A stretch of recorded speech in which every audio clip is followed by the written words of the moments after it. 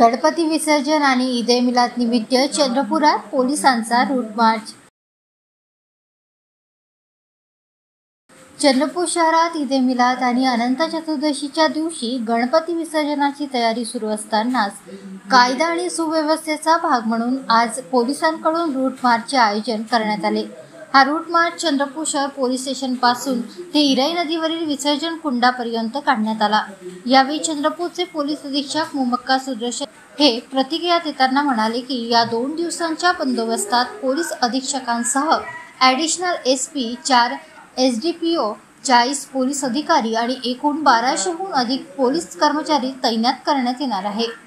शहरातील सर्व गणेश मंडळाच्या विसर्जन मिरवणुका तसेच मुस्लिम समाजाच्या धार्मिक कार्यक्रमादरम्यान कोणतीही अनुचित घटना घडू नये यासाठी कडक सुरक्षा उपाययोजना करण्यात आल्या आहेत।